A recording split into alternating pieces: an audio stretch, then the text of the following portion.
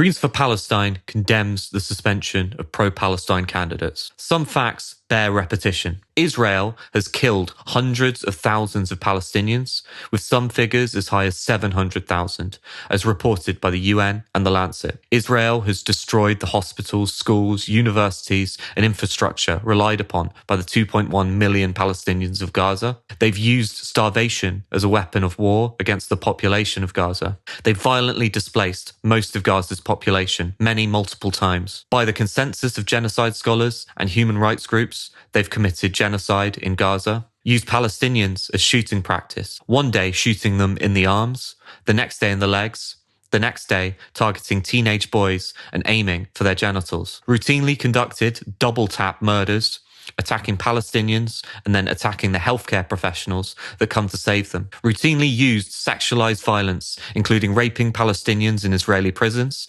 and using IDF-trained dogs to rape Palestinians. They've killed over 700 Palestinians in Gaza since the implementation of a so-called ceasefire. They've seized much of Gaza and the West Bank and made it clear in words and deeds that it will never accept the existence of a Palestinian state. They've expanded their attacks to southern Lebanon, Syria, Iran, and Yemen, making more than 1 million civilian refugees and murdering said refugees as they shelter in improvised refugee camps. They've implemented the death penalty, with mandatory accelerated executions taking place within 90 days of sentencing. This only applies to Palestinians. They've tortured children with cigarette burns in front of their parents, and they've left infants to die in their incubators. Israel is fascist. It is racist. It is a sick and depraved society.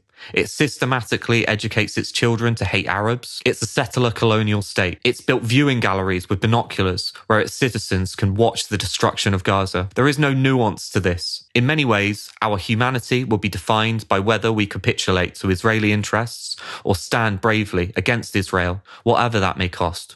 The legacy media, or the establishment, knows that it cannot win any moral argument based on the above facts.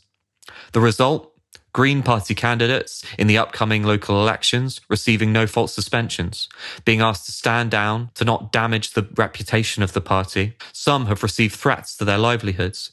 Jobs have been lost, threats to their family and homes as a result of these attacks. Where is their protection? This decision to believe the media at face value during a local election in an attack propelled by pro-genocide Labour ministers like Steve Reed is an affront to our democracy. An appeasement to the lobby where men in power think that an accusation is all it takes to get rid of decent candidates so they can sneak their people in. Accordingly, it relies on the same tired trick of calling everyone who speaks up against Israel an anti-Semite and to foment witch hunts that work to purge all anti-Zionist voices from political spaces.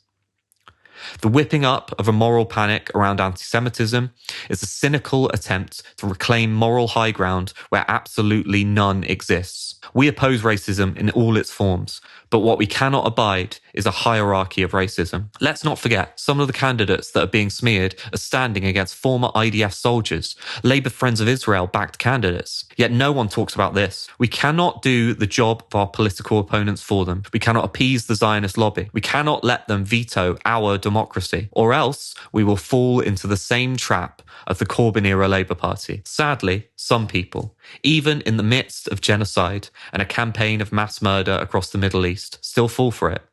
People are sick, tired, traumatized, and emotionally bereft, having watched a live-streamed genocide unfold for 2.5 years, with the participation of Western governments, including our own. If, in that context, candidates have expressed their outrage with anger, their sin is nothing when held up against the genocide conducted by the State of Israel and the moral bankruptcy of those who defend it, including with weaponized claims of anti-Semitism. Greens for Palestine will offer full support to pro-Palestine, anti-Zionist candidates who are being falsely accused, smeared, and targeted by the Zionists, who would sooner justify a genocide than reflect on their own racist ideology. We joined this party because we believed in it. We believed in bold politics, and we hoped that it would be possible to stand for a party that had the moral courage to stand up for Palestine. That is our moral compass, and we will not be silent now.